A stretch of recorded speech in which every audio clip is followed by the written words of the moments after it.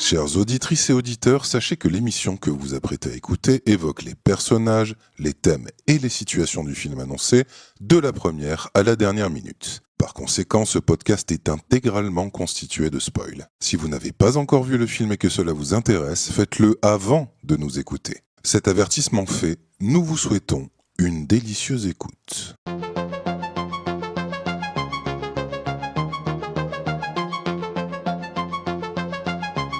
Salut tout le monde et bienvenue dans Ce film est trop petit pour nous deux, aujourd'hui consacré à Whiplash de Damien Chazelle, sorti en 2014. On va en parler en long, en large et de traviole pendant un peu plus d'une heure, parce qu'une chose est sûre, ce film est trop petit pour nous deux. Est-ce que t'es un fonceur ou est-ce que t'es un traînard? Où vas-tu suivre mon tempo, bordel de merde?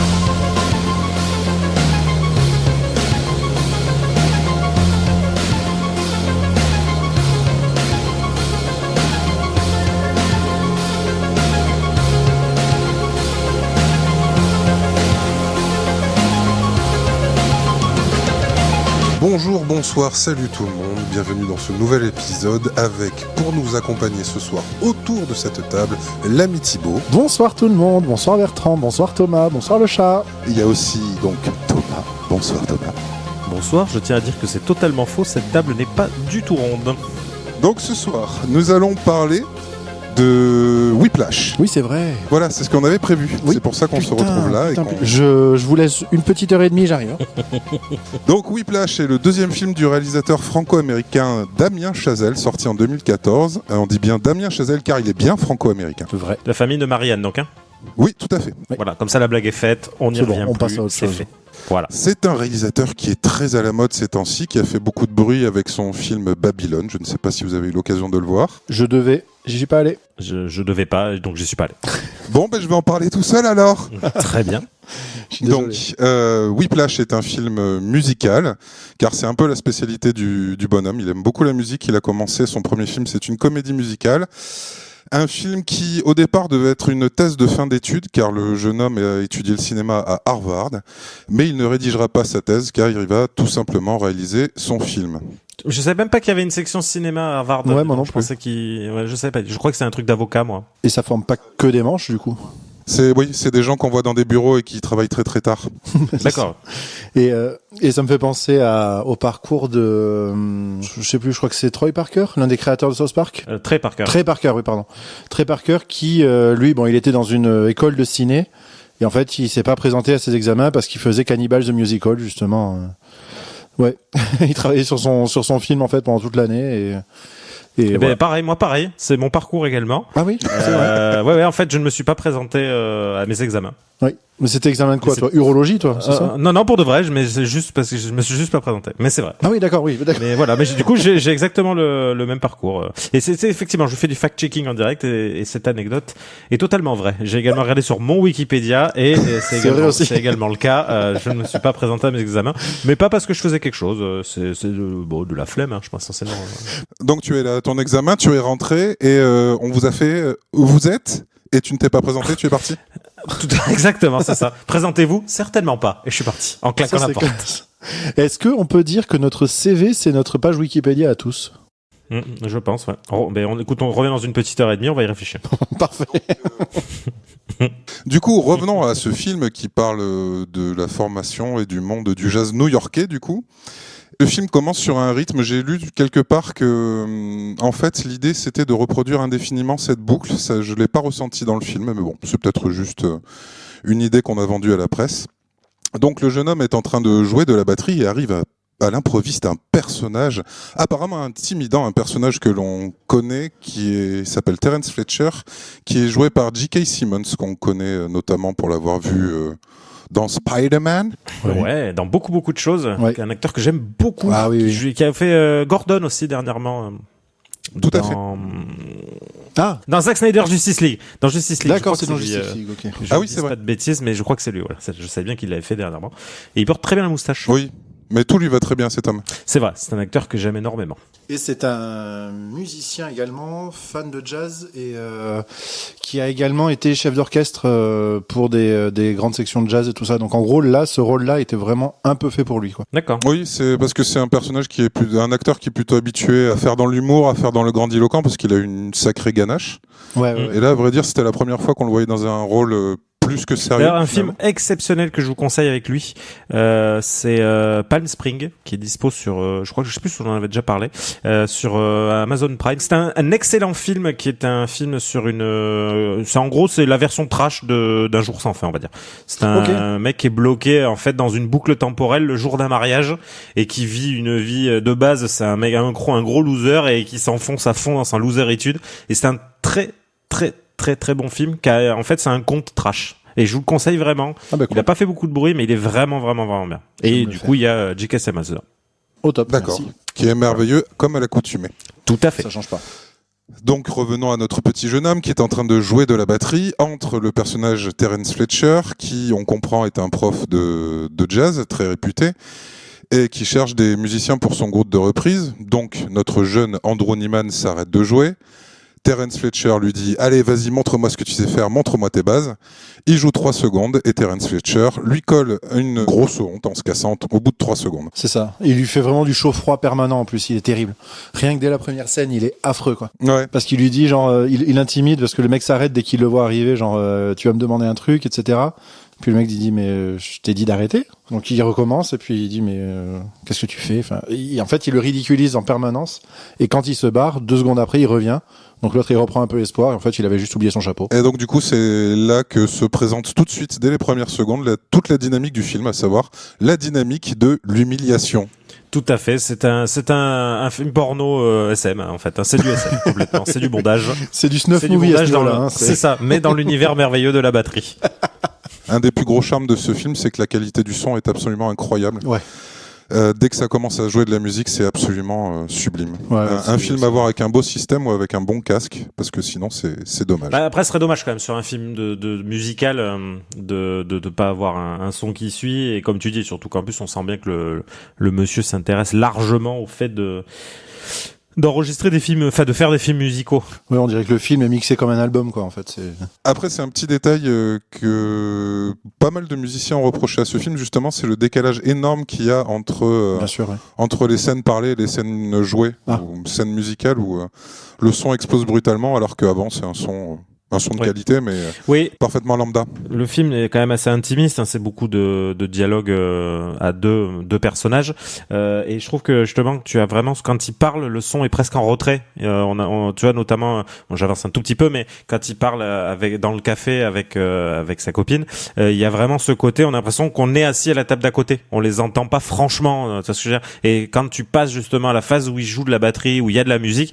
par contre on est vraiment dans la salle avec eux et on se prend vraiment le son dans la tête. Je trouve vraiment que le son est mixé comme ça. On a l'impression d'être assis dans la pièce avec eux, quelle que soit l'action. Tout à fait. Et c'est un peu la dichotomie du film, c'est d'avoir ce truc musical et toutes les scènes de dialogue et surtout cette scène dont tu parlais, Thomas, où le personnage principal drague sa future copine. On se retrouve plutôt dans des dialogues à la Fincher avec des chants contre chants, un fond très lambda, une image très très nette. C'est assez frappant. C'est vrai. L'impression que ça me fait en règle générale, c'est que sur les scènes de musique, t'as vraiment du Damien Chazelle, et après il l'a habillé avec toutes ses influences d'étudiants en cinéma en fait. Et ce que je trouve très beau, c'est que dès que de la musique est en jeu, j'ai l'impression, enfin c'est vrai que c'est surtout le cas, non pas nécessairement. Bref, dès que de la musique est en jeu, il y a une espèce d'effort visuel aussi où tout baigne dans une espèce de lumière dorée un petit peu, qui est omniprésente dans l'école Schaeffer notamment. Mais ça a la couleur d'une cymbale. Ouais, c'est ça. On dirait qu'il reprend la couleur des cymbales de batterie. C'est très vrai, ouais. Je sais pas si c'est volontaire, mais la lumière, clairement, on a l'impression qu'il projette une forte lumière sur la cymbale et que ça illumine la pièce. Ouais, et ben ouais, tout est teinté de cette espèce d'aspect cuivre or, c'est magnifique. Ça m'a un peu fait penser dans pas du tout le même genre à The Fountain, qui a une grande partie du film qui est éclairée pareil de cette manière-là. Ouais. Couleur or, ouais. Ouais, tout à fait. C'est beaucoup plus froid, mais voilà quoi. Revenons au petit jeune homme. On comprend que ce jeune homme est batteur dans le milieu des musiciens de jazz. Après cette scène d'introduction assez marquante, s'ensuivent quelques petites scènes d'exposition où on découvre donc ce dont on parlait tout à l'heure du love interest du personnage, qui est l'ouvreuse d'un cinéma où il semble aller souvent avec son père. Ils se jettent des petites œillades, ils se font des petites blagounettes, mais ils n'osent pas se rapprocher parce qu'ils sont adolescents. Juste pour son père, qui est joué par Paul Reiser, qui donc n'avait rien fait depuis Alien 2, je pense. Putain, d'accord, oui. Qui était un acteur qui avait fait une série super avec Helen Hunt à l'époque, c'était Dingue de toi, qui était à l'origine des sitcoms, et il joue donc dans Alien 2, qui fait le méchant, je ne me souviens plus de son nom, mais il fait l'enculé.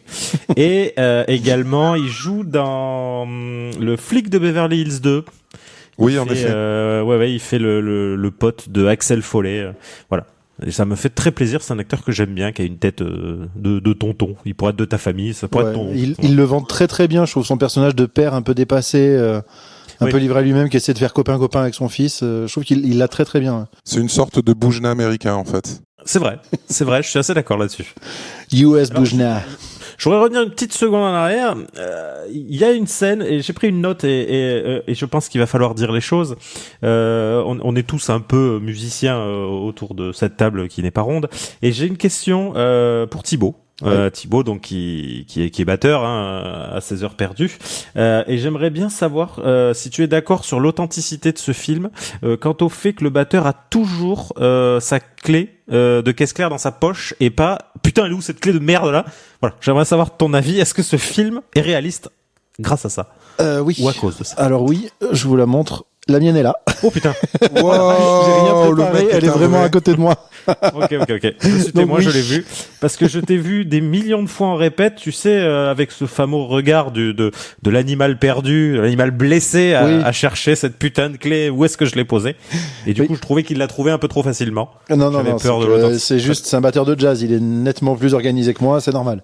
Ouais, ça se tient. C'est vrai. C'est vrai que j'avais pas pris sous cet angle-là. Mais je veux juste faire un point. Pardon, vas-y Bertrand. Je t'en prie Thibaut. Merci. Je voulais juste faire un petit point, comme ça c'est réglé aussi, c'est balayé, sur la synchro image-son, parce que c'est pas les acteurs qui ont enregistré ce qu'ils jouent. Ils arrivent à donner le change visuellement, ça tient tout à fait la route.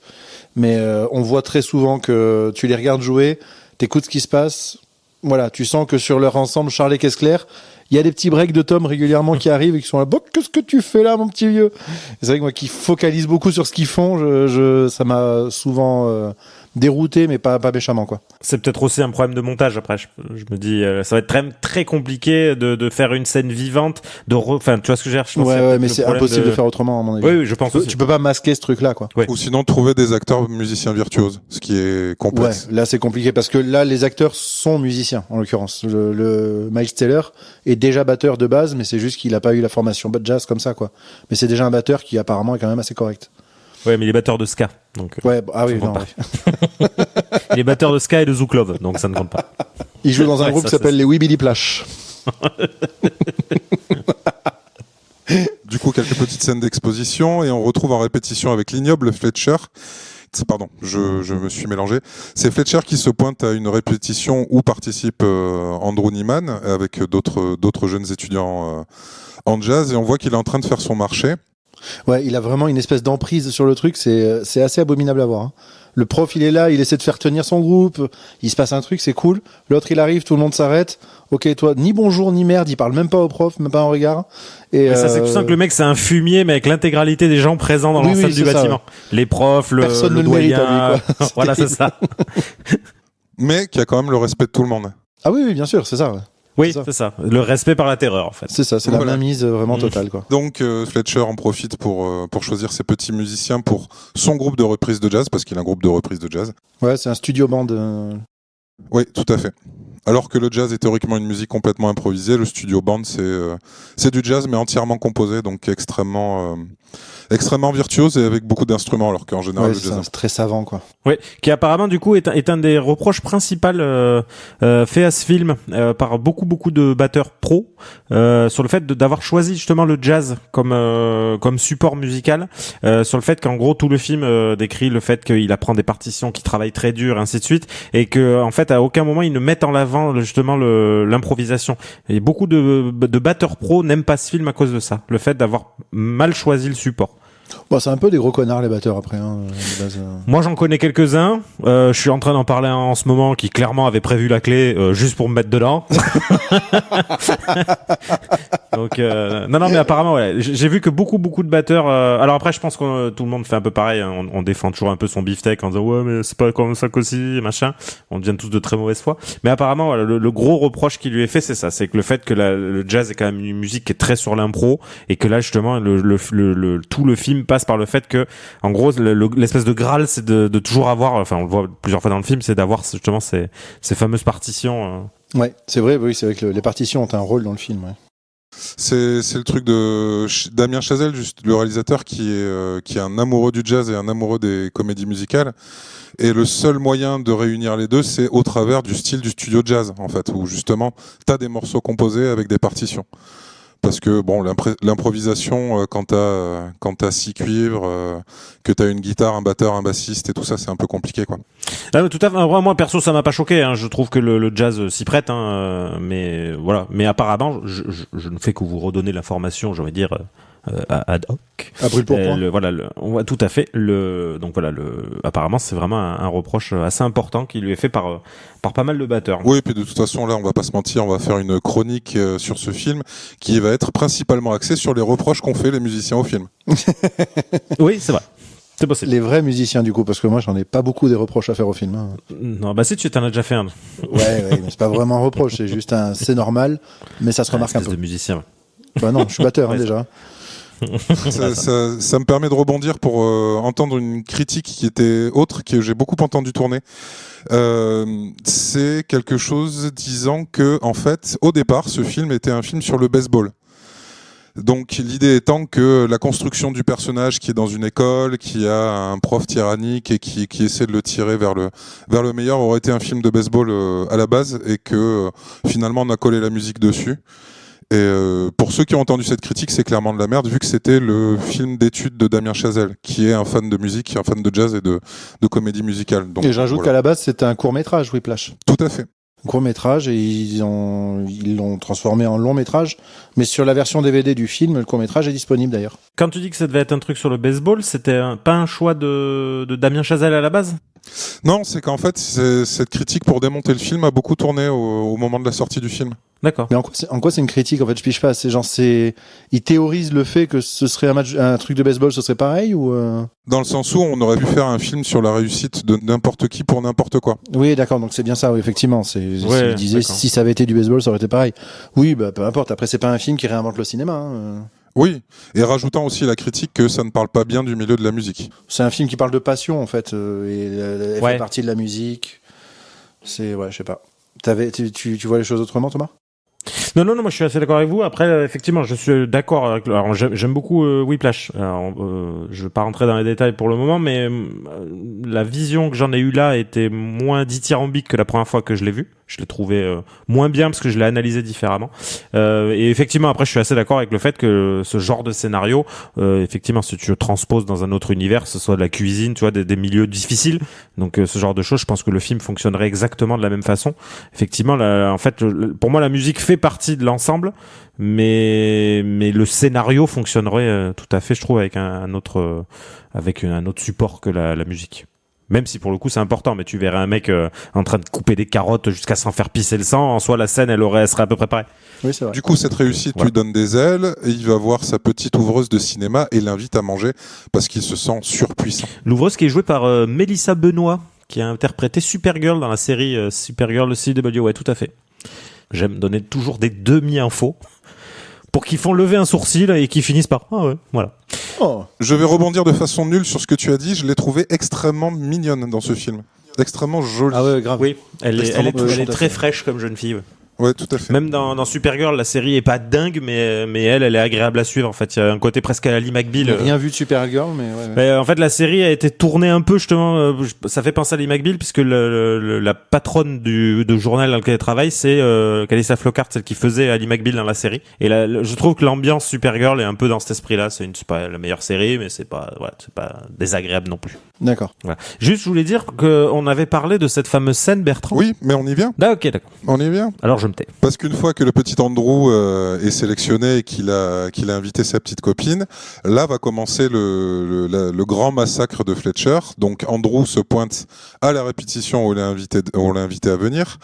Et en fait, il arrive des heures et des heures beaucoup trop tôt, ce qui est déjà une première insulte. Parce que Fletcher lui avait demandé d'être là, à cette heure-là, sans être en retard. Voilà, tout à fait. Et donc il s'est même pointé un peu en avance, et en fait, ils arrivent 2 heures après ou 3 heures après, je crois. tout le monde entre, tout le monde s'installe, Fletcher arrive, et là, tout le monde se met au garde à vous. Et là commence la répétition, avec, j'ai noté quelques petites expressions où Fletcher s'énerve sur tout le monde, où il parle de se mouiller la chatte, il parle de puceau, il parle de garde à vous, et c'est marrant parce qu'on en a discuté avec Thomas, on a eu tous les deux le même ressenti à la revoyure. Exactement, la même, voilà, sans se concerter, on a vraiment eu cette chose. Qu'est-ce que tu as tiré de cette scène, Thibaut? Et de ce vocabulaire fleuri. Oui, bah c'est que, je sais pas, à part dire que c'est vraiment présenté comme une merde humaine, le mec. Mais il y a pas quelque chose visuellement dans sa façon de jouer, dans sa façon d'être, il y a pas ça t'a pas rappelé quelque chose. Et tout, je trouve qu'il y a beaucoup de détails qui rappellent. Ah oui, un genre Full Metal Jacket. Exactement. Et moi ça m'a sauté aux yeux pour te dire J'ai jamais vu un tas de merde aussi haut. Oui, ben voilà, c'est ça. Mais tu vois, quand il gueule sur le gars, c'est ce que je disais à Bertrand, ce que j'ai trouvé dingue, c'est dans la façon dont il lui parle, la façon dont c'est filmé, et même le mec, tu sais, il est un peu gros, il a un t-shirt blanc, c'est littéralement baleine. Et je trouve que toute cette scène, alors je sais pas si c'est volontaire ou pas. Probablement. Mais pour moi, cette scène m'a vraiment sauté aux yeux. On a sauté le détail. C'est juste qu'il commence à jouer, Fletcher les arrête et dit, il y a un cuivre qui joue faux, il demande aux 4 cuivres de jouer, et il y a le mec un peu rond qui transpire tout ce qu'il peut, qui joue, et Fletcher lui dit qu'il joue faux. Et il le pousse à partir, le mec part de la salle en larmes et il dit c'était pas lui qui jouait faux, c'était toi, espèce de connard, et c'est reparti quoi. Mais il a dit, sauf que lui a pas été capable de se rendre compte que c'était pas lui, donc. Mais j'ai trouvé ça très drôle le côté c'est pas lui qui jouait faux, c'est toi. C'est en fait tu t'es le mec, est-ce qu'à un moment dans sa journée s'arrête d'être un connard, tu sais, le gars il est H24, c'est un connard en fait. Mais le pire c'est que le film va essayer de lui apporter des nuances tout en brisant le truc derrière en fait. Mais si il va. On y reviendra plus tard, mais quand il essaie d'expliquer pourquoi il a cherché tout le temps à tirer le meilleur de ses élèves, c'est pour créer des nouveaux Charlie Bird et tout ça. Mais tu vois, pour moi, c'est pas une nuance en fait. Je pense c'est l'inverse. C'est vraiment mais j'ai fait ça pour ça, mais ça n'empêche pas que. Oui. En fait, ça amène toujours à une connarderie derrière, en fait, quoi. Bien sûr, ouais. Mais c'est-à-dire que pour moi, le thème du film, c'est la passion au travers, en l'occurrence, de la musique. Ça aurait pu être effectivement d'un autre médium.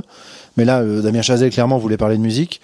Et au moment de ce discours qu'il fait, à la fin, c'est le personnage qui va pousser au paroxysme, en fait, du thème du film, quoi. Tu vois, là où il y a l'autre qui essaie de surfer sur le thème, le personnage principal, en essayant de vivre de sa passion, d'en tirer le meilleur pour devenir le meilleur, etc., etc. Lui, il va représenter ce qu'est le paroxysme, en fait, le toit du monde de ce truc-là, quoi. Et alors, ça ne l'excuse pas du tout, mais c'est la fonction de ce personnage, quoi. C'est ce qu'on peut faire de plus néfaste et violent avec la passion, quoi. Mais en laissant entrevoir ce que tu peux aussi en sortir de plus beau, quoi. Ouais. Mais voilà, quoi. Pour le coup, c'est là où je trouve le personnage pose question dans est-ce que cette motivation-là le rachète ou pas, sachant qu'après il reste dans la mesquinerie, dans la vengeance, etc. Mais on y reviendra, je ne veux pas non plus tout sauter. Oui, parce que justement, au cours de cette scène, le personnage de Fletcher explique pourquoi il est si violent et pourquoi c'est si dur, pourquoi c'est si important de souffrir. C'est que il raconte l'histoire de Charlie Parker qui est devenu borgne parce qu'un autre musicien s'est énervé, je sais plus qui. Christian Morin, c'était pas Christian Morin, je crois. Christian Morin, voilà, tout à fait, le grand. Non, après là, cette blague ne parle qu'aux vieux. Oui, là, clairement. Et je me permets de te corriger, il n'est pas devenu borgne quand on lui a jeté une cymbale, il est devenu Bird. C'est son pseudo, en fait, son nom de scène. C'est devenu un grand batteur parce qu'on lui a jeté une cymbale à la gueule et que pour lui dire mais t'es une merde, en fait, va bosser. Et ça, d'après ce que j'ai compris... Un guitariste, Charlie Bird. C'est un guitariste. Oui, non, oui, c'est son batteur. Pardon, c'est son batteur qui lui a lancé sa cymbale. Mais je crois pas qu'il soit devenu Born. Eh bien, je regarde. C'est pas ça qu'il dit. Il dit, il est devenu Bird. Il est devenu Bird. Il me semble également, parce que je suis en phase de fact. Bon, on est des grosses tanches. Ouais, on est des grosses tanches. C'est vous pas grave. comprendrez qu'on aime bien le jazz, mais qu'on n'en écoute pas en fait. C'est Joe Jones. Oui, voilà, merci. Voilà, qui apparemment aurait donc lancé une cymbale de son kit. Donc lui était bien batteur. Et je trouve ça génial. Ouais. Pourquoi tu n'as jamais fait ça, Thibaut? Ça aurait pu être très très drôle. Parce que moi, j'avais une cymbale aux ors et qu'il aurait vraiment pu y avoir des morts. Vu la taille des cymbales et vu la taille du Thibaut, ça peut être assez assassin. Ah ben là, dans le genre truc à compenser, on est la pas mal. cymbale aux ors, je pense qu'on peut en parler 2 minutes. Cette fameuse cymbale aux ors, c'était une cymbale cassée, hein, qui avait des voilà. C'était une vieille ride qui était vraiment Voilà, en et en chou-fleur. fait, il avait pour habitude de manger des dinosaures. Oui. Et on avait retapé avec des autocollants de dinosaures. Ça devait vachement bien sonner. Ouais, c'est comme si tu jetais une poêle sur un grillage, en fait. Ça sonne exactement comme ça. Ouais. Oui, voilà, c'est exactement ça. Ouais. C'était ce bruit-là, vraiment littéralement. C'était musicalement quelque chose de très intéressant. Ah bah après, tu sais, on peut trouver de la musique partout. Hein. Oui, c'est ça. Il y a une petite pause et à ce moment-là, Andrew prend la batterie. Là, Fletcher est absolument ignoble. Il en rajoute des caisses. Il l'isole face au groupe qui se retrouve à écouter le batteur qui est censé mal jouer. Avec un truc absolument ignoble, c'est que Fletcher donne le tempo, Andrew commence à jouer et il lui dit c'est pas mon tempo, il l'arrête, il le fait reprendre, arrêtez, reprendre. Alors que clairement, on va pas se mentir, les musiciens de ce niveau-là savent tenir un tempo, surtout les batteurs. Ouais, c'est ça. Fletcher l'amène à péter un plomb et lui faire reconnaître qu'il est vexé. Et là s'ensuit une scène d'entraînement genre manga. D'un côté c'est chouette, mais je peux pas m'empêcher de penser à Team America avec la scène We need a montage. Tout à fait, la scène 13 années 80. Ça aurait été sympa de ces versions jazzy de montage, ça aurait pu être très cocasse. Mais je trouve la scène quand même. Enfin, après, j'adore les scènes de montage de manière générale, mais je trouve ça là très efficace. Ouais, tout à fait. En fait, il joue jusqu'à se faire des ampoules, à éclater ses ampoules, à jouer en sang. Voilà, ça m'amène à une autre question, Thibaut. Alors moi je t'ai jamais vu pisser le sang en jouant de la batterie quand on était ensemble. Alors non, voilà. ça a jamais été jusqu'à ce point-là, mais oui, pardon, vas-y, Voilà. excuse-moi. Mais est-ce que ça dénote clairement d'un manque de motivation de ta part? Non, je pense que c'est juste un manque de talent et d'ambition, juste. Et ça, et que tu as... C'est pas la motivation, c'était l'ambition, je crois. Je voyais tellement où tu allais atterrir, espèce de salaud. Mais voilà, alors soit ça, ou alors effectivement tu as de la corne naturelle qui t'empêche de saigner. Mais je suis très déçu. En tout cas, la motivation, je trouve, elle n'est pas là. Clairement. Mais non. Cela dit, j'ai souvent joué sur des ampoules qui étaient précisément placées au mauvais endroit parce que c'était les ampoules que je devais à la batterie. D'accord. Oui, c'est absolument terrible hein, parce que du coup, tu tiens pas les objets les plus immaculés qui soient puisque c'est les objets sur lesquels tu transpires avec tes mains. C'est recouvert justement de tout ça et tu joues avec des ampoules qui se percent pendant que tu joues et ça va se frotter la chair, quoi, on va dire à vif en dessous, avec un truc qui est un petit peu corrosif de base puisque c'est pas voilà, c'est un nid à transpi et tout ça quoi. Donc c'est un vrai petit plaisir ces moments-là quoi. Donc oui, je comprends ça pour le coup. Alors, il m'est arrivé de saigner sur les baguettes, pas à ce point-là évidemment, c'était genre ça ouvrait un petit peu la peau parce que ça l'a séché et tout ça, donc ça m'est arrivé de saigner vite fait. Mais non, par contre ouais, j'ai souvent joué sur des ampoules percées. C'est un enfer. Là, pour le coup, c'est sa main qui est percée, clairement, parce que là, il pisse le... Oui, J'aime là, beaucoup, oui. surtout, c'était quand il met cette espèce de petit pansement de la mauvaise foi, là, et qui repart, hein, où clairement, au bout de 2 minutes, le truc, il est recouvert de sang, et il dégueule non, le mais bordel. c'est ça, ouais. Et après, il en met Ouais, un deuxième, à la un fin, troisième, je crois, il fait des surcouches. Mais putain, n'empêche, cette sensation de mettre un pansement sur une ampoule et de retenir une baguette après, franchement, c'est ouf, t'as l'impression de revivre, quoi. C'est incroyable. Pendant 1 milliseconde. Ça, le C'est à temps peu que le près ça, pansement ouais. se redécolle. Pendant jusqu'au premier break, en général. D'ailleurs, c'est un thème assez cher à Damien Chazelle. Il y a beaucoup de critiques qui ont dit de lui que c'était un réalisateur du dolorisme, de la souffrance. Et c'est vrai que quand on prend ses films, on se rend compte que, à part Babylone, tout tourne autour de la souffrance. Toute la création ne peut être faite qu'à travers la souffrance. En fait, le problème, c'est que je n'ai Voilà. vu que First Man de lui et Whiplash. Ouais, non, moi de lui, j'ai vu que Whiplash en fait, parce que La La Land, je Ok. suis pas très fan de comédie musicale et je suis pas du tout fan que ce soit de Ryan Gosling et d'Emma Roberts. Donc autant dire que là, pour le coup, Non, c'est Emma Stone, pardon. Là, autant dire que le film concrètement ne me fait pas rêver. Et First Man, je voulais le voir parce que voilà, mais c'est Ryan Gosling et j'ai du mal vraiment à regarder les films de Ryan Gosling. J'ai beaucoup de mal à m'intéresser à cet acteur. Whiplash, c'est différent parce que déjà j'adore J.K. Rowling, j'adore Miles Taylor et puis ça me touche un peu plus personnellement parce que J.K. Simons. j'ai dit J.K. Rowling, je suis elle extrêmement est pas là. fatigué, Non, on est d'accord. vraiment. Je suis très fatigué. Mais j'aime beaucoup J.K. Rowling aussi. Vous savez, moi, j'adore les homophobes. Alors, non, c'est faux, je crois. Ouais. Toi, les transsexuels, c'est un truc qui te débecte, en fait, globalement. Non, mais donc, je couperai tout moi, ça. je me désolidarise, je peux faire l'annonce. Donc, non, voilà. Donc, je n'ai pas, j'ai voulu voir Whiplash, voilà, parce que j'aimais le film, j'aimais les acteurs et le film me touchait plus. Et Babylone, je voulais le voir pour le coup, mais je vais peu au cinéma parce que c'est affreusement cher et j'ai du mal à trouver le temps. Alors, je choisis vraiment très précisément ce que je vais voir, à savoir l'intégralité des films du MCU. C'est à peu près tout ce que je vais voir au cinéma. Et c'est bien dommage finalement. Ouais, non, mais là, je voulais aller voir John Wick 4 parce que voilà, et je pense que je vais aller voir Mario parce que quand même, je vais aller voir ça en vrai. Mais je pense que voilà, mon expérience cinéma s'arrêtera là sur les prochaines. Mais Babylone, pour le coup, je voulais y aller, mais j'ai pas trouvé. On avait parlé un peu de La La Land, Thomas, après que je l'ai vu, parce que moi, ça a été l'occasion. Du coup, comme je n'arrivais pas à le trouver sur la moindre plateforme, j'ai été obligé de le louer. Ça m'a coûté quand même la modique somme de 4,60 €. Alors, on lance une cagnotte. Je vais te rembourser, hein. En vrai, si j'avais pas payé, je pense que j'aurais pas continué au-delà des 5 premières minutes. Parce que ça commence franchement dans un délire des demoiselles de Rochefort où tout le monde est habillé en jaune, en vert pâle et autres, et ça danse et ça chante. Et je trouvais ça insupportable. Et j'aime pas moi non plus les comédies musicales, mais en vrai c'est un film absolument génial. Ah d'accord, ok.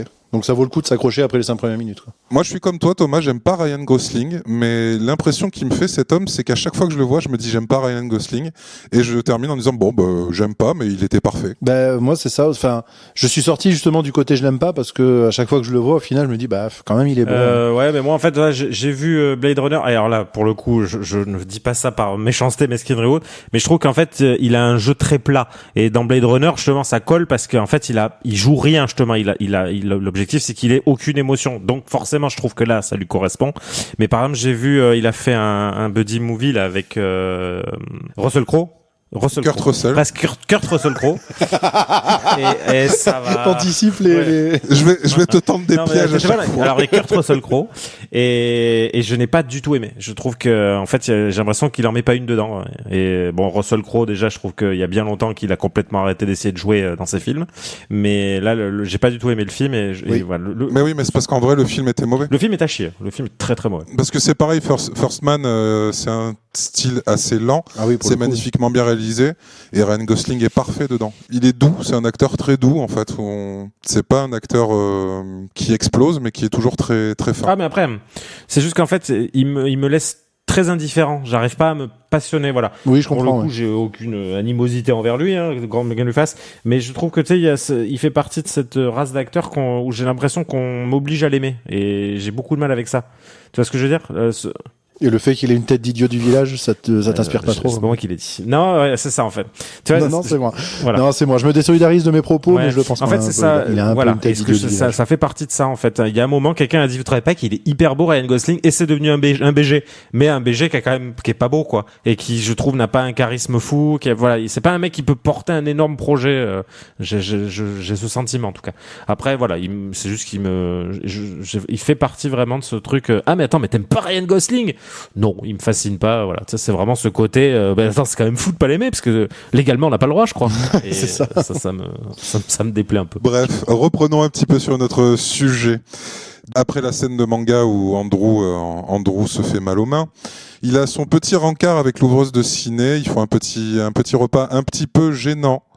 Comme tous les premiers rencarts, et c'est une scène assez touchante, comme je disais tout à l'heure, on dirait du Fincher, on dirait un peu le début de Social Network. Oui, The Social Network. Et c'est assez touchant parce que la jeune fille explique qu'elle est à la fac à New York du coup, et qu'elle est dans la fac qu'il a acceptée, donc du coup elle est allée là où on a bien voulu la prendre, et Andrew explique que lui il est dans la meilleure fac de musique du monde. Et du coup, il y a ce petit décalage entre les deux personnages qui est assez touchant, où en fait, Andrew l'écrase un petit peu de sa superbe. Oui, c'est ça. C'est ça, en fait, lui, il comprend pas qu'elle ait pas l'ambition de ses ambitions, en gros, qu'elle veuille pas rentrer dans l'école qui l'amènera à ce qu'elle veut faire, alors que lui, clairement, il a choisi une école pour assouvir toutes ses ambitions extrêmement élevées. Dans la thématique de la passion dont je parlais tout à l'heure, dont le personnage de Fletcher représente le sommet et le fait et la transmission aussi. Elle représente vraiment la personne qui va pas du tout se définir par ça en fait, une personne dont la passion ne fait pas partie de sa vie, quoi. Et c'est en ça que ça va créer, on va dire, une espèce de conflit avec le perso principal qui, lui, est à la poursuite de sa passion, justement. On tourne autour de ce thème via tous les personnages. Après ce rencard, commence le concert du groupe de reprise de Fletcher, que apparemment essaie d'être sélectionné par des jurys. J'ai pas très bien non, compris. En gros, je crois que c'est des concours. En fait, c'est le meilleur groupe Ouais. et voilà, c'est juste que c'est des concours régionaux, je pense, c'est un truc comme ça, quoi. Ils participent à des concours. Oui, des styles de concours d'excellence, je pense. Et pendant ce concours-là, donc le batteur titulaire du groupe de Fletcher, qui n'est pas Andrew, va aux toilettes et confie à Andrew ses partitions. Andrew la pose sur un fauteuil et il ne le fait pas exprès. Ses partitions disparaissent.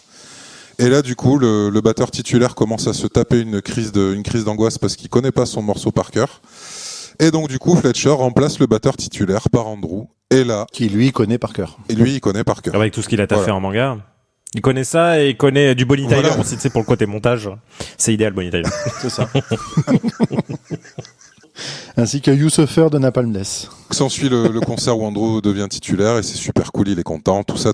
Dans d'autres films, on aurait pu instiller le doute du mais est-ce qu'il a fait exprès de perdre les partitions? Est-ce qu'il est en train d'essayer de savonner la planche, j'ai envie de dire, pour prendre la place? Ouais. Mais non, clairement, la scène est vraie, voilà. Et c'est vrai, il y a un vrai Voilà, mystère mais la autour de scène, ça. je trouve qu'elle est vraiment expliquée en mode non, il les a posées, elles ont disparu. Clairement, il a pas fait exprès et il est juste opportuniste, Non, mais oui, pas du du tout, pas du tout mesquin ou voilà, Pas pas machiavélique, quoi.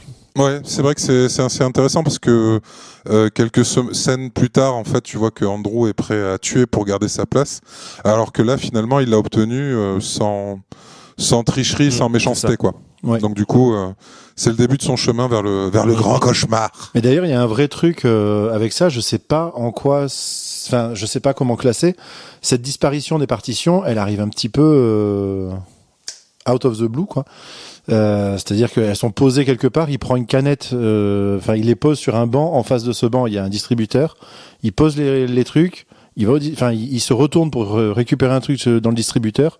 Personne n'emprunte le couloir. Il se retourne, elles sont plus là. Enfin, c'est. Ben, C'est de la après, magie, t'as l'impression qu'il y a une telle concurrence entre les groupes, les machins. Tu peux partir du principe, c'est peut-être quelqu'un qui les a vus, qui a fait hop là, je vais le prendre, ça va bien les faire chier. Ouais, mais j'ai Ça peut l'impression être quelque chose que comme dans ça. le montage, genre, le mec est tout seul tout le temps, en fait.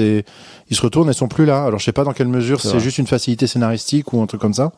De montage, en Ouais. tout cas, mais. Ça peut soit sous-entendre que c'est Fletcher qui continue son jeu de connard, soit On pourrait, mais il y a moyen de théoriser sur la disparition de ces trucs, Ouais, parce que de la peut-être. façon dont c'est soit montré, de il y a un côté supposer fantastique, que ouais. ta carrière ne peut être lancée que par le destin malgré ton Ouais, talent. ouais, voilà. Mais dans ce cas-là, c'est un outil scénaristique, cette disparition. Elle est pas forcément justifiée dans le truc, quoi. Après s'ensuit un repas de famille où Andrew est avec son père et apparemment avec des amis à son père, un repas assez intéressant où lui essaye de placer régulièrement qu'il a la classe, que c'est un batteur qui a la méga classe et tout le monde s'en fout autour de la table. Apparemment, il y a le beauf du quartier. Je pense que Chazelle a dû souffrir du footballeur Je pense. star de son village parce que la star autour de la table c'est le fils aîné des amis qui est footballeur et tout le monde le trouve merveilleux. Et Andrew là prouve qu'il est juste un tout petit connard parce qu'il leur dit ah moi je suis plus fort, lui il fait que du football, moi je fais très bien la musique, je vous emmerde. Donc voilà, c'est la scène où Andrew est un petit connard et il commence à se désolidariser avec son monde en fait. Même son père a honte de lui. Après, il y a un côté un peu vrai, hein. Je me dis quand tu es musicien, quand tu parles à des gens qui ne sont pas de ce monde-là, t'as l'impression que tout ce que tu dis, ça les fait chier. Tu sais ce que je veux dire? En fait, C'est ça, moi, alors quand tu leur racontes, ouais, on part en tournée, on rigole, on fait des concerts, là, c'est rigolo parce qu'ils arrivent à visualiser. Mais visualiser le fait que tu vas kiffer, te poser, faire une partition, tu sais, trouver des temps, trouver des valeurs de notes, des choses comme ça. En fait, c'est tellement abstrait qu'effectivement, ils vont plutôt s'identifier à quelque chose à un footeux, par exemple. Je trouve que c'est pour ça il prend vraiment l'écart entre les deux. Mais moi, je trouve que la scène, t'as pas dans le sens d'être un gros con, mais de la scène dans le côté parler de ta passion, si c'est pas là une passion commune, ça intéresse peu de monde en fait. Moi, j'arrivais pas justement à le voir comme un petit con dans la scène, du tout, quoi. Au contraire, je le voyais défendre justement ce qui pour lui est une passion, mais qui le rend invisible aux yeux des autres parce que y a aussi cette espèce de confrontation à la société la société. Je déteste ce mot, mais tu vois, à ce monde-là en gros qui va glorifier le sportif et compagnie. et qui va chier sur l'artiste dans tous les cas, tu vois, sauf si l'artiste il va lui produire un truc hyper concret, précis devant les yeux, comme tu disais Thomas, quoi. C'est se retrouver dans un truc que tu connais, tu vas avoir un concert, t'écoutes un album, si tu fais un truc comme ça, les gens vont comprendre. Si tu dois créer ce qui va mener à ce concert et à cet album, ça les emmerde, ils comprennent pas, c'est pas leur monde, etc. Il s'est pas glorifié, etc. Et du coup, voilà, c'est encore une fois, je reviens à mon pattern de la passion.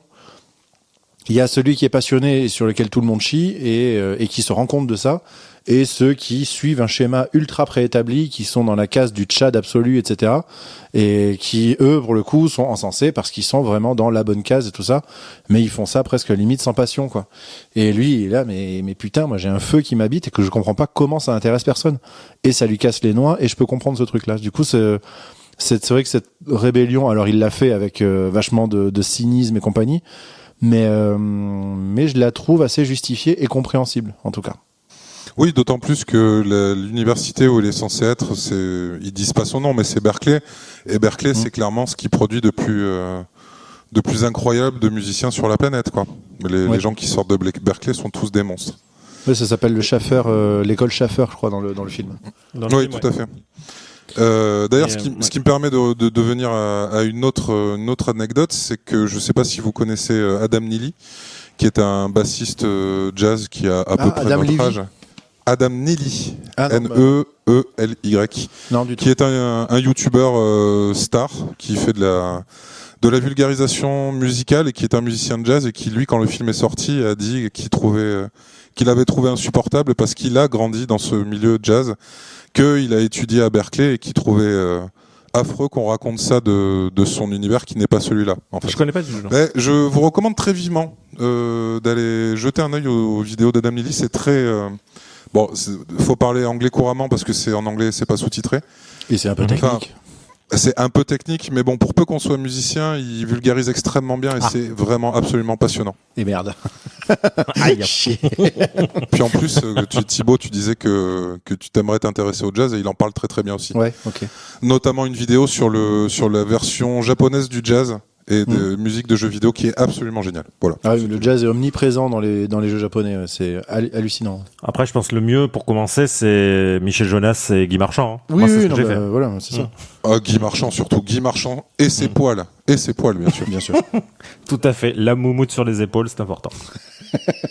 Marqueur d'une époque, de la vie de tout un chacun. Mais alors juste, je voudrais rebondir sur ce que tu disais tout à l'heure. Je suis assez d'accord avec toi en fait sur le fait que pour moi, alors je suis d'accord avec vous deux en même temps. Pour moi en fait cette scène où il parle donc avec son père et le Tchad comme tu dis, il y a vraiment ce côté.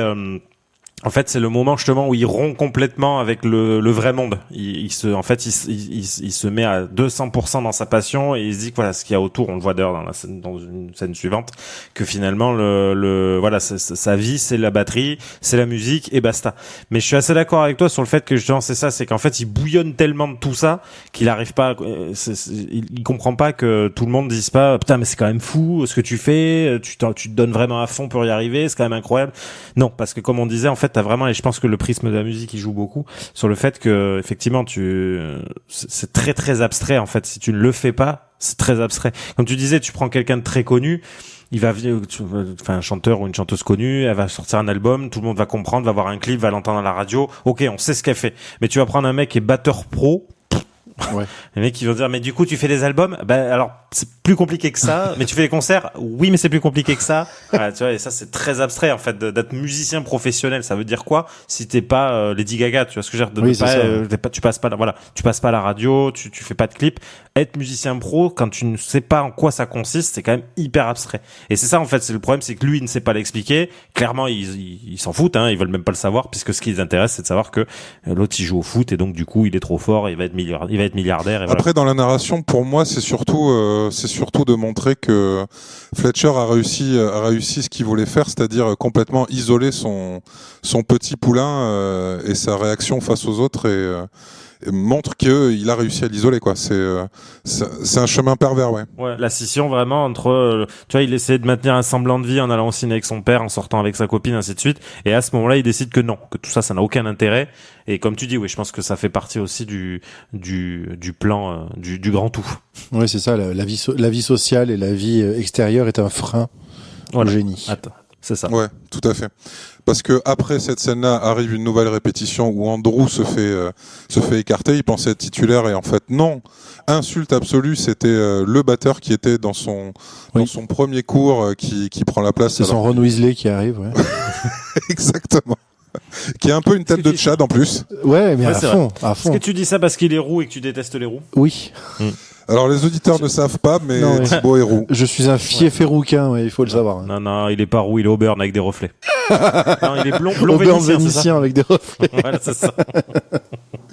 Ouais, non, mais il est très beau, sachez-le. C'est très bizarre parce que les roux, c'est assez rare, mais Thibaut a eu cette chance. De quoi? La nature là pour que tu étais très beau. Bon ben allez. Voilà. Allez, merci. Allez, faites-vous des bisous. Bah, je vais surtout me pignoler pendant l'enregistrement. J'espère que ça vous gênera pas. On peut enchaîner. On coupera peut-être. Ouais, peut-être non, mais pitié, même pas. On va le garder. On va le garder. On va laisser tout le monde profiter de cette horreur. Ah bah j'espère. Tout à fait. Vas-y. Du coup, vexé, le petit Andrew quitte la répétition et décide de quitter sa copine parce qu'il a la sensation que sa copine est un frein à sa grandiloquence. Cette scène qui est incroyable, hein. J'adore cette scène. Ouais. Je trouve la façon dont elle est faite vraiment incroyable. Le côté, enfin, tu t'imagines pas dire quelque chose, enfin, larguer quelqu'un pour ce motif-là. C'est ça. Parce que quand même elle, en fait, il lui explique, il dit voilà, c'est mort, on peut plus être ensemble parce que je vais te pourrir la vie parce que je veux tout ce qui m'intéresse, c'est être batteur. Et même elle le regarde, elle dit, en fait, elle refait tout le truc après, là, quand elle dit donc, on est d'accord qu'en gros, tu me dis que on peut plus être ensemble juste parce que tu vas finir par me faire du mal, juste parce que t'es trop, voilà. Oui, c'est ça. Eh ben, je vais y aller. J'aime beaucoup le fait, elle se lève, elle s'en va. En fait, tu dis, le mec, il est mort à l'intérieur, c'est foutu, il y a plus rien à faire, quoi. C'est encore pire que ça, c'est qu'il devient presque un Fletcher lui-même parce que quand elle lui résume, en gros, sa pensée, comme tu dis, en fait, elle rajoute aussi, ce que tu dis, c'est qu'en gros, moi, je vois pas assez haut, que toi, tu vas t'élever nettement plus haut que moi, et qu'au bout d'un moment, ça finira par me faire du mal. Donc, il y a ça, en plus, il y a ce côté. Ce que tu dis, c'est que moi, je suis une merde et que toi, en gros, je te mérite pas. Vraiment oui, c'est ça, va-t'en. Oui, et puis le plus triste des deux, au final, c'est Andrew. C'est pas. Ah oui. C'est pas vraiment la meuf. Voilà, elle se rend compte à ce moment-là que clairement le mec est perdu, oui, que voilà, elle allait pas faire sa vie avec lui et que voilà, maintenant c'est réglé et qu'au final c'est lui en fait qui ne fait que perdre le peu d'humanité entre parenthèses qui lui restait en faisant ça, quoi. Parce que là du coup maintenant ça devient juste un robot qui va juste se faire des ampoules. Donc s'ensuit une nouvelle répétition où Fletcher là est sympathique, il montre sa part humaine. Avant que les musiciens commencent à jouer, il met un CD, il leur fait écouter un musicien, je sais plus, c'est un trompettiste, je crois. Bah, c'est un de ses anciens élèves, quoi. Alors qu'il leur montre, il leur fait écouter pour montrer à quel point c'est un musicien génial. Il dit que cet homme avait su se dépasser, machin bidule, il s'est fait mal, machin bidule. Et il a eu un accident de bagnole et il en est mort. Je trouvais cette scène assez bouleversante. Parce que c'est là que J.K. Simmons, il te montre une espèce d'autre facette de son jeu, mais c'est... Il est incroyable, je trouve, vraiment. Non, de toute façon, il est très très fort. Ouais, c'est un excellent acteur et puis il a une présence physique assez incroyable. C'est un assez bestiau. Je m'étais pas rendu compte à quel point c'était un gros bestiau, ce monsieur. Oui. Mais bon, ça c'est le côté t-shirt moulant qui fait ça. Ouais, t-shirt noir, c'est toujours la classe. Vous avez vu d'ailleurs actuellement comment il est stock. Il a presque 70 balais, c'est une machine de guerre. Ah ouais. Parce qu'il vient de tourner un film avec The Rock où dedans lui c'est le Père Noël et The Rock c'est son lutin. Mais c'est genre une version ultra badass du Père Noël. Cherchez sur Google, il est tanké, c'est impressionnant. Voilà. Putain. Tu me vends du rêve. Ah bah là, toi, vu que visiblement t'as bien aimé l'aspect t-shirt moulant, je me dis que peut-être que le côté débardeur et bras saillants, ça peut t'intéresser aussi. Mais avec un The Rock en petit lutin.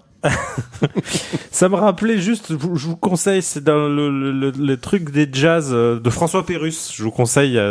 Oui. On disait qu'on se souvenait plus du nom, et il y a un sketch qui est très drole où en fait ils inventent les surnoms de musiciens en fonction de leur infirmité.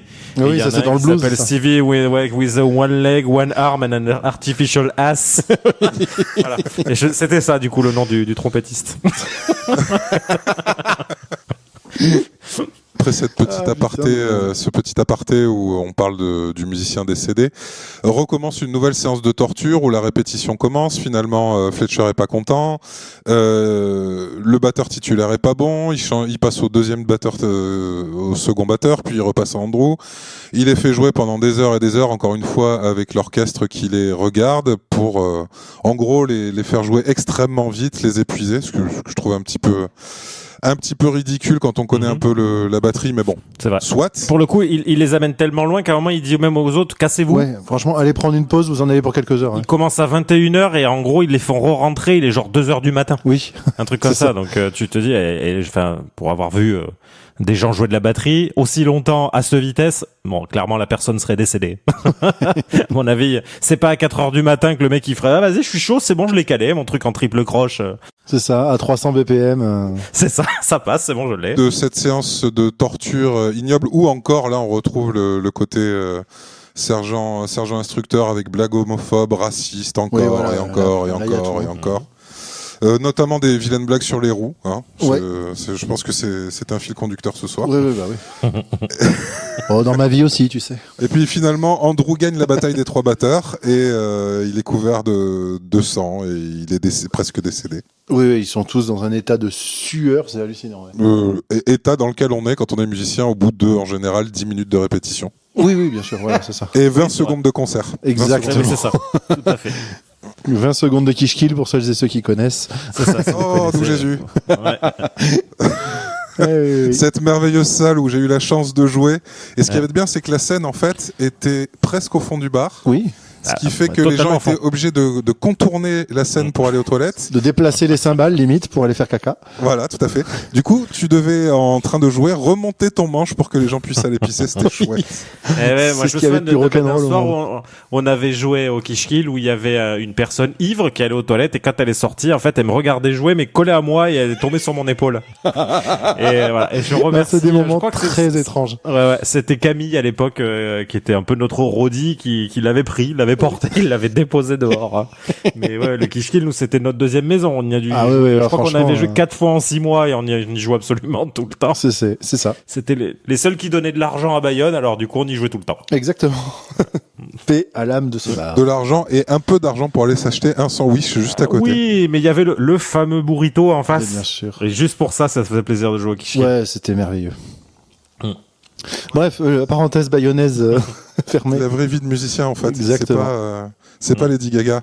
C'est Non, aller jouer c'est- dans des bars pourris, en fait. Ouais, C'est et manger des exactement sandwichs triangles sur l'autoroute.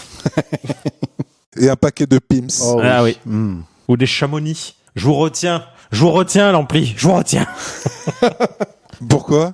C'est ce qu'on avait fait un concert à, c'était, je crois, notre dernier concert à l'époque avec Hurricane et on avait joué à Ampli à Pau.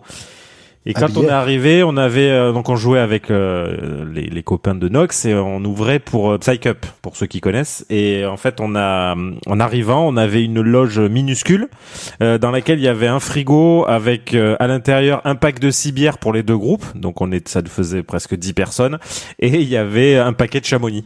Juste un. Donc les Chamonix qui sont donc des espèces de petits biscuits à l'orange, glacés à l'orange là. Ah oui, c'était des nonnettes. Et donc on avait ça, donc un paquet de Chamonix et un pack de bière pour 10. Et on a vu la porte en fait s'entrouvrir de la loge de Psych Up et ils avaient l'équivalent d'un appart, hein, ils avaient la très grande loge avec une table, mon gars, c'était Harry Potter quoi. Ils étaient dans l'usine de Willy Wonka, il y avait de la bouffe mais par-dessus la tête, ils avaient tout, en fait ils avaient un rider, mais on nous a pas demandé notre rider à nous. Parce que si c'est que de moi, j'aurais pas demandé des Chamonix. Déjà de base. Je préfère mentir à personne. Et encore, dis-toi que tu as fait ce concert-là à l'époque après les travaux remplis, parce que j'ai vécu ce moment-là où il y avait une loge et l'autre partie pour les musiciens un peu péraves dont j'ai fait partie pendant longtemps, c'était les bureaux des salariés.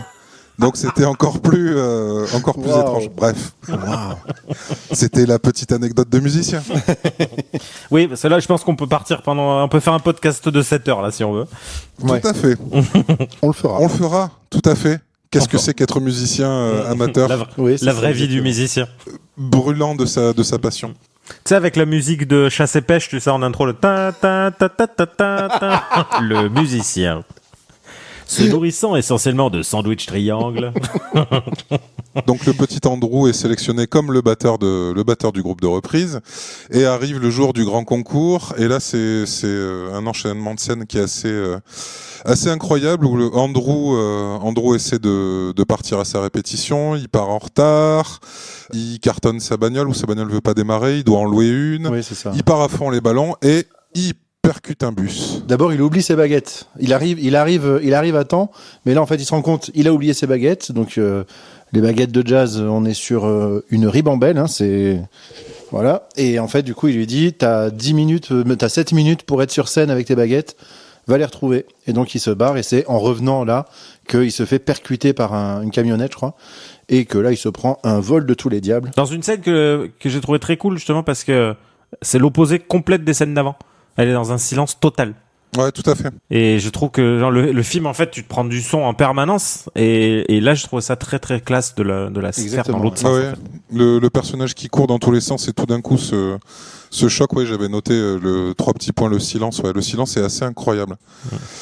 Andrew finit par arriver sur scène, il est en sang, il s'installe derrière la batterie, là vit ce que tous les musiciens rêvent de ne jamais vivre, c'est-à-dire les oublis, le corps qui marche pas, c'est une catastrophe. Ouais. Finalement, Nyman très très gentiment s'approche de lui et lui dit "You're done, ouais. T'es foutu." Non, c'est Fletcher qui s'approche de lui. Ah, on peut dire 2 mois après. De quoi ? On peut dire 2 mois après pour le J.K. Rowling et les machins. Non, mais le pire, c'est que je l'ai noté comme ça, en fait. Hein. Je suis le fact-checker officiel. Et j'étais en pleine possession de mes moyens quand je l'ai écrit. Hein. Du coup, arrive l'énorme pétage de plomb qui est extrêmement impressionnant, où Andrew veut défoncer la tête de Fletcher. Et tout le monde est obligé de le tirer hors de scène. C'est assez incroyable. Ouais. Satisfaisant, parce qu'on a tous envie de le faire pendant le film. Hein. Oui. Ah, complètement. On a envie de lui pourrir la gueule, mec. Ouais, c'est incroyable. Du coup, il y a un côté très satisfaisant. Attends, vas-y, là, vas-y, les noyaux, là, vas-y, mords-le, là, vas-y, mords-lui dedans, vas-y. Ouais, cette scène est folle, et puis ça va mener à un nouvel acte. Le nouvel acte, c'est Andrew qui laisse tomber. En fait, il laisse tomber la musique. Il range sa batterie. Il est tout triste. Sa vie devient grise et nulle. Ouais, c'est assez tragique après comme ça, non ? Ouais, tout à fait. En suivant, on découvre quelqu'un qui vient voir Andrew et qui lui demande de porter plainte contre Fletcher. Ouais. Et là, en fait, on apprend que l'étudiant dont il parlait, le trompettiste incroyable qui est mort d'un accident, en fait, n'est pas mort d'un accident. Il s'est suicidé à cause de Fletcher. Et Andrew choisit de ne pas porter plainte et quitte complètement la musique, quoi. Mais non, en plus, il choisit de porter plainte. Oui, il finit par le faire. Au début, il dit non, et après, il finit par le faire. Parce qu'après, il se fait virer à cause de ça. Non, il le fait pas. Mais si, parce qu'en plus, après, il y a la scène un petit peu avant, parce que c'est en 2 temps. La première fois, il dit non. Et après, je sais plus pourquoi, on revient dessus. Et en fait, il dit, bon, mais dites-moi ce que vous voulez que je dise. Et en fait, clairement, il se rend aux autorités, quoi. Andrew dit à la personne, à l'enquêtrice, en gros, il lui dit, dites-moi ce que vous voulez que je vous dise, et puis je le ferai, quoi. Donc en fait, oui, il le dénonce. Hein.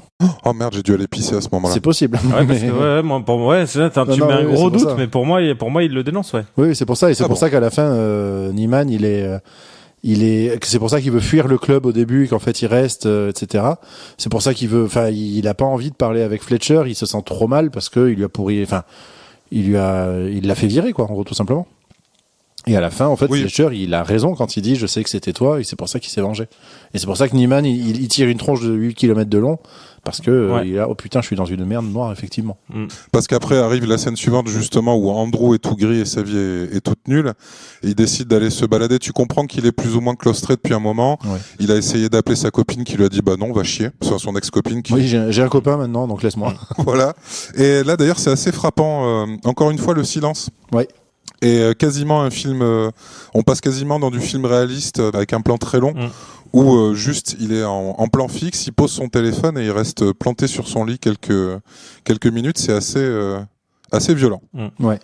Et donc du coup, on suppose qu'il y a une petite ellipse temporelle. Un soir, il décide de reprendre vie et d'aller se balader. Il s'achète une petite pizza et puis il passe devant un club de jazz. Et comme il aime bien le jazz, il rentre. Il se rend compte que c'est Fletcher qui est en train de jouer et qui joue du piano. Ouais. On savait pas jusqu'à présent qu'il était pianiste. C'est ça, exactement. Il joue magnifiquement bien. Andrew essaie de s'enfuir et puis finalement, paf, Fletcher l'attrape. Oui, c'est ça. Et il commence à discuter. Et Fletcher lui propose de jouer dans un groupe de pros qui fait des concerts. Et il lui explique qu'en fait, les 2 autres batteurs, donc ceux dont il était plus ou moins le remplaçant, en fait, ont laissé tomber la musique. Il y a que Andrew qui avait le talent finalement. Donc Fletcher le brosse dans le sens du poil, donc il se sent repousser des ailes. Il révise. Pardon, excuse-moi, je te recoupe.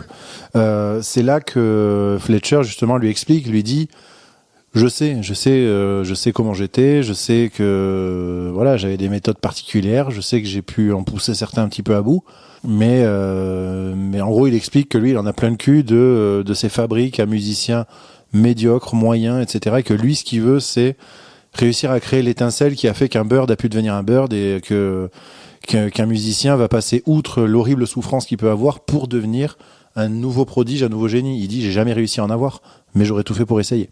Et c'est ça, en fait, c'est sa ligne de défense, en fait. Et il avoue aussi qu'il a jamais réussi, en fait. Ses méthodes de nazi, en fait, concrètement, n'ont jamais rien donné, au final. Ouais, parce qu'en fait, t'as l'impression qu'il a un peu pris, au pied de la lettre, ce côté, le mec a pris une cymbale, il la balance à la gueule du gars. Ouais, c'est ça. Et qu'en fait, on a l'impression que c'est la seule méthode qu'il a vraiment pris au pied de la lettre, à savoir les pousser tout le temps plus en les tapant, en les faisant souffrir physiquement et psychologiquement. En les détruisant psychologiquement. Et qu'en fait, tu te dis que le problème, c'est qu'il va tellement loin qu'en fait, il en trouve pas parce qu'il ne fait que les dégoûter, quoi. Ouais, c'est ça. Oui, et on pense pendant quelques instants que Fletcher a vraiment cette ligne de conduite pour avoir des musiciens, alors que finalement, c'est juste un pervers. Oui, je crois. C'est un connard. C'est ça, c'est un mec qui... Il jouit de son prestige. Tu vois, au final, je sais pas, et c'est là que je parlais de nuances tout à l'heure, parce que la toute fin du film, elle va rentrer dans ce cadre-là. Il dit, j'ai jamais réussi à le trouver, ce musicien-là. À la toute fin du film, on capte qu'il le trouve, au final. Oui. C'est le seul qui l'aura trouvé. Mais on y reviendra là-dessus. Donc on arrive à cette scène finale où Andrew se pointe pour le concert avec le jazz band. Là, Fletcher lui fait une saloperie, à savoir qu'il était censé jouer un certain nombre de morceaux. Le premier morceau qu'il lance, c'est un morceau qu'il ne connaît pas. C'est ça, Upswing, je crois. Ouais, peut-être, j'ai pas retenu. Je crois que c'est ça, ouais. On se rend compte que Fletcher est en train de se venger parce que il commence le morceau, il fait de la merde, tous les musiciens voient qu'il fait de la merde. Oui, parce qu'il a pas les partoches, il a jamais écouté ce morceau. Voilà. Il le connaît pas. Et du coup, Fletcher vient lui dire qu'il sait que c'est lui qui l'a dénoncé et que du coup, c'est sa petite vengeance et qu'il passe pour un connard. Sachant que... Et là... Pardon. Oui. Ouais, excuse-moi, j'explique juste l'enjeu de ce concert-là, en fait. C'est pas n'importe quel concert. Il dit, en gros, là-dedans, il y a des gars qui... Si vous assurez ce soir, vous pourrez être chez Blue Note demain, quoi. À savoir le plus grand label de jazz du monde, quasiment.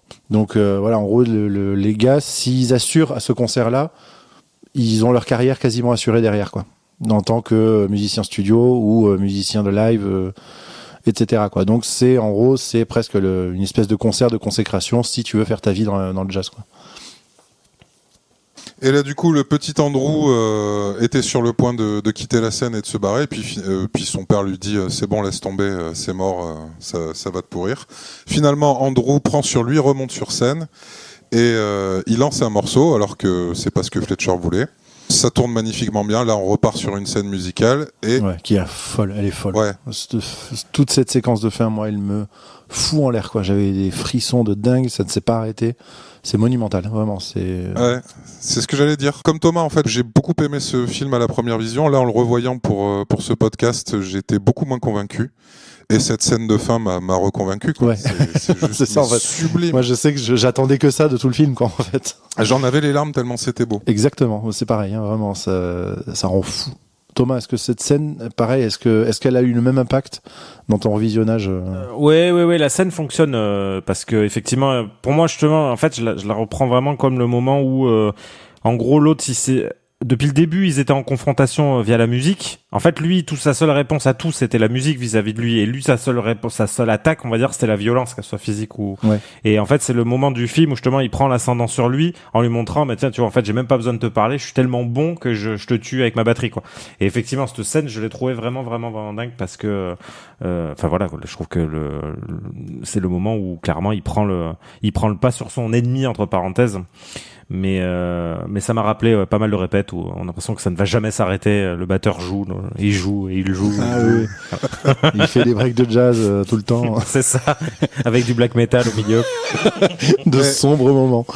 Mais il y a quelque chose de sublime dans cette scène, juste d'un point de vue musical et réalisation. Mais du coup, il y a le côté extrêmement putassier de ce film qui se joue à ce moment-là, parce que finalement, tu vois Andrew qui se réalise parce qu'il a souffert et Fletcher qui le reconnaît. Voilà. On voit dans son regard qu'il est impressionné et qu'il passe un moment génial, qu'il reconnaît le musicien.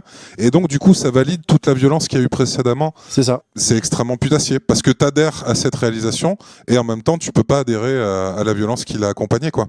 Ouais, après, bon, c'est l'histoire de point de vue. Effectivement, j'arrive pas à adhérer à ce truc-là, mais je sais qu'il y a des gens qui vont se dire, ouais, mais je comprends au final. tu vois. Et j'en suis pas en l'occurrence, mais je sais que oui, c'est un point de vue qui peut se défendre à mon avis, mais bon, pas par moi quoi. Bref, mais en plus le truc c'est que je trouve que cette entente finale, elle met vachement de temps à arriver parce que tu vois le regard de Fletcher en fait. Au début, il est narquois parce que c'est lui qui gagne, parce que je t'ai fait venir sur scène. T'as tes partitions qui sont prêtes, c'est très bien, tu connais certains morceaux par cœur, bravo, sauf que celui-là, tu le connais pas du tout, t'es dans une merde phénoménale, tu vas te ridiculiser, ça marche. Il revient, l'autre il se dit, ok, bon, ben on va continuer à jouer. Et là, en fait, après, donc Andrew prend effectivement, il fait un hold-up sur le concert où il lance un grand solo et il dit qu'il va donner un cue aux autres musiciens, genre pour partir sur Whiplash. Du coup, Fletcher, il est obligé de suivre. Donc en fait, c'est là où il subit en fait ce que Nyman lui fait pour à la fin, quand il fait son immense solo qui dure très longtemps et qui finit sur ce qu'on entendait au début du film, à savoir le roulement de batterie qui accélère, enfin qui ralentit en fait en l'occurrence. Au début du film, il accélérait, il partait de très lent à très très rapide. Et là, en fait, le solo se termine sur ce même roulement très rapide qui finit sur des coups extrêmement lents. Et c'est à ce moment-là, en fait, quand il refait monter la sauce, que tu vois que ça y est, les deux sont en symbiose, Fletcher et lui, et que ça y est, l'autre il est rentré dans son jeu. Ok, j'ai compris ce que tu faisais. Ok, c'est génial. Ok, on va faire un immense concert. J'ai compris. Et en fait, ça vient à la toute fin du truc, quoi. Parce qu'au final, quand ils repartent, c'est la fin du film, quoi.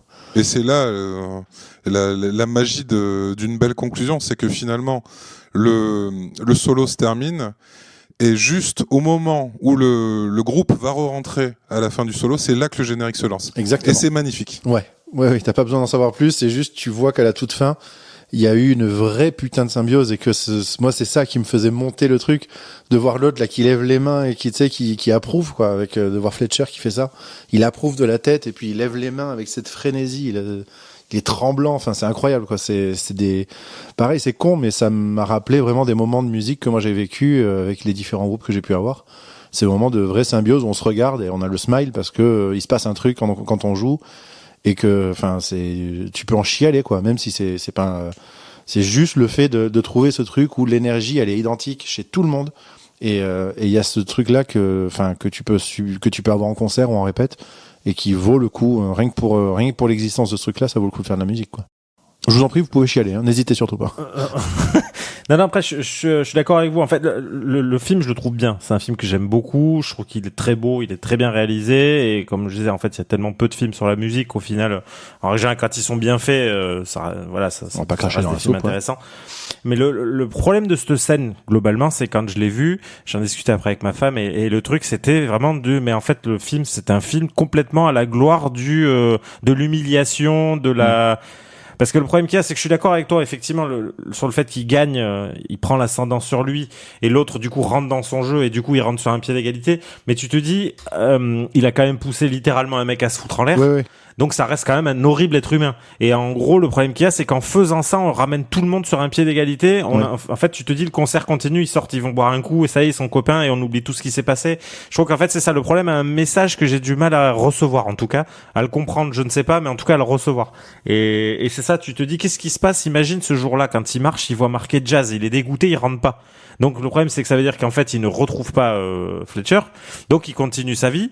Et en fait, tu te dis, il va continuer à descendre dans le trou et finir par se flinguer aussi. Oui, mais je trouve que le message global fonctionne pas. On le sait, en fait, c'est des milieux difficiles, hein, que ce soit la musique, comme on disait, la cuisine, où il y a beaucoup de milieux comme ça où pour y arriver, il faut t'en chier. Voilà, si t'es pas motivé à 4000%, t'y arriveras pas. Mais tu vois, la première fois que je l'ai vu, le film m'a tellement subjugué que ça m'a pas frappé. Là, je savais à quoi m'attendre quand je l'ai revu pour le podcast, et justement, en fait, je me suis dit, ouais, le film est toujours bien, mais quel message je dois recevoir, en fait? On dirait un peu une blague, genre, vous n'arrivez pas à faire ça, mais avez-vous choisi la violence? Et tu vois, je trouve que c'est ça. Tu sais, la violence n'est pas une solution, c'est la solution. Tu vois, je trouve que il y a ce côté-là, en fait. Bah, je pense que c'est ce qui rend le film encore plus intéressant, c'est que le message est ambigu. Il plaide ni pour l'un ni pour l'autre. Il dit que c'est possible de se réaliser dans cette violence-là, mais tout en la montrant comme quelque chose de dégueulasse. Et le fait de conclure le film sur une scène suspendue comme c'est le cas là, en fait, il te laisse supposer ce qui va suivre. Tu choisis ce que tu veux finalement. Peut-être que Andrew a terminé le concert, il a balancé ses cymbales sur Fletcher, ou peut-être qu'il a uriné dans le saxophone ou quelque chose comme ça. Oh. Il faudrait voir les scènes coupées. Ils sont sur les bonus du DVD aussi avec le court-métrage. C'est ça. Mais c'est une section un peu cachée, celle-ci. Elle est pas visible pour tout le monde.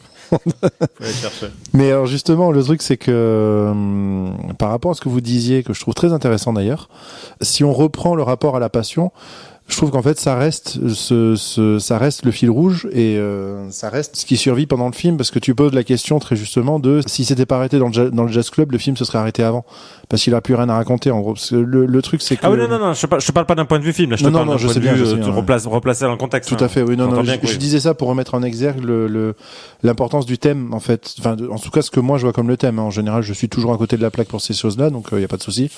Mais si on reprend le thème de la passion dans le film, ça pouvait pas ne pas arriver en fait. En gros, c'est dans la façon dont le film est construit.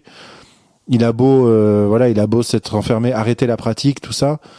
Clairement, comme tu le dis, le film montre cette scène comme étant la suite d'une ellipse. Il y a du temps qui passe dans cette nouvelle vie qu'on peut voir comme morne et triste. Il y a du temps qui passe ici et fait. Il ressort dans la vraie vie, dans la nature et tout ça. La nature de la ville, hein, bien sûr. Et il tombe sur un jazz club. Le fait qu'il y rentre, c'est la survivance de cette passion première pour la musique, etc. Pas forcément sa pratique, en l'occurrence. Mais comme tu disais, l'écoute, il aime le jazz et du coup, il a besoin d'y aller. C'est ça.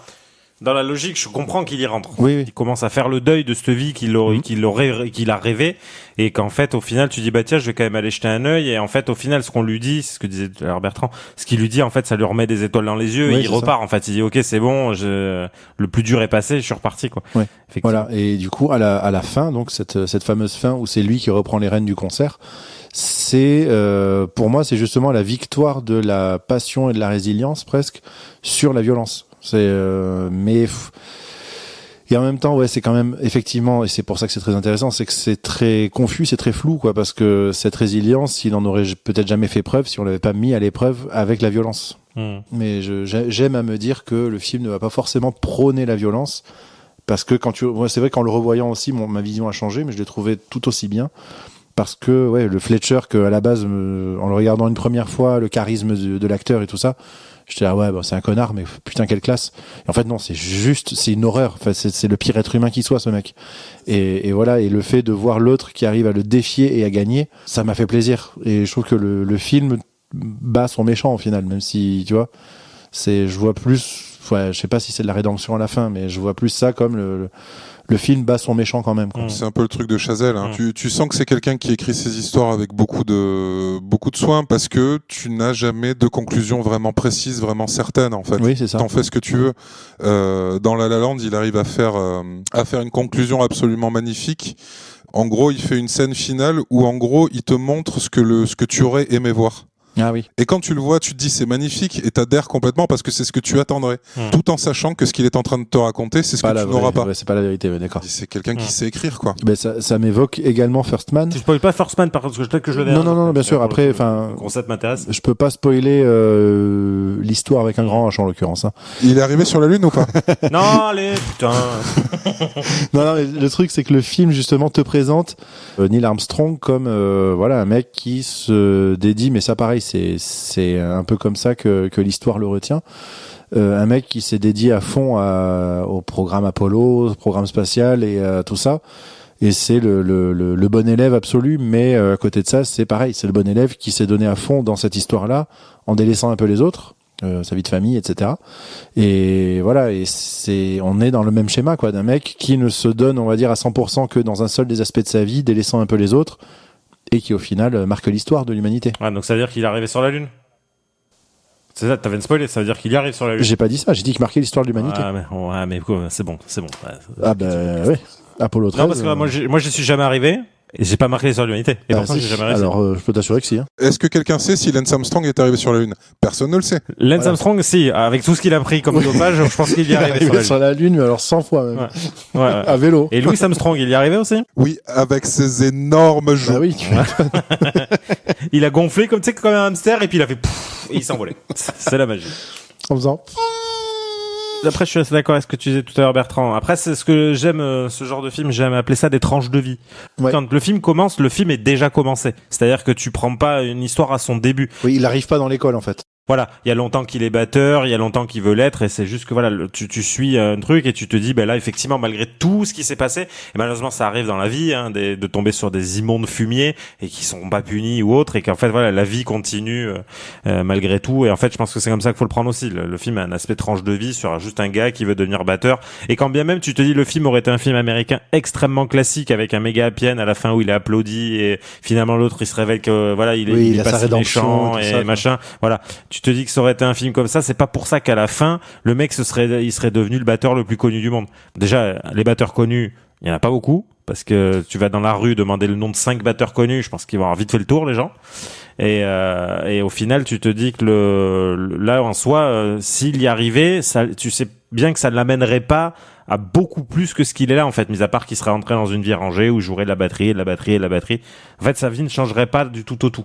Même si le film devenait un film américain très classique, la suite logique de l'histoire ne serait pas différente de celle qu'on imagine en tout cas. À savoir que il va devenir batteur, il va jouer la batterie et voilà quoi.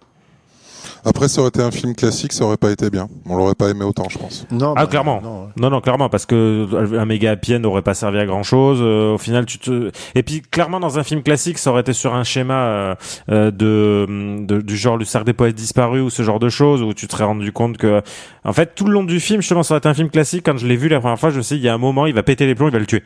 Je me suis dit, le film va se barrer en couille, il va finir par le fumer ou un truc comme ça sur le coup du pétage de plomb, tu sais. Mais non, c'est là où justement le film est assez intelligent pour pas partir en cacahuète complet. Mais tu te dis que dans un film très classique sur ce genre de thème, il y a un moment où ce serait barré en couille dans ce genre-là, ou alors il aurait fini par se suicider et du coup c'est ce qu'aurait déclenché la rédemption de Fletcher, tu vois. Il serait parti sur des ficelles extrêmement grosses. Là, en fait, le film ne tire aucune ficelle puisqu'au final, il ne fait que suivre le déroulé qui malheureusement serait probablement un déroulé assez cohérent dans le vrai monde, quoi. Ce film m'a quand même bien marqué le cul. Je préfère le dire. Oui, c'est un très bon film. Et du coup, ça sera peut-être les mots de la fin. Je pense qu'effectivement, on a fait le tour de la question. Oui, on l'a fait. Est-ce que vous avez quelque chose à rajouter ? Kékette. Voilà. Eh bien, je pense qu'on... Bon, ben, écoute, je vais simplement terminer en disant tap, tap, tap, pam. Voilà, qui est le finish d'un morceau de jazz. Non, on va faire Lemon Jazzy, vous ne les voyez pas, mais on fait Lemon Jazzy. Applaudissements silencieux. Donc du coup, à très bientôt pour un prochain épisode sur un film que nous déciderons après cette émission. Exactement. Nous n'annonçons rien. Nous vous faisons des bisous. Ciao tout le monde, bye.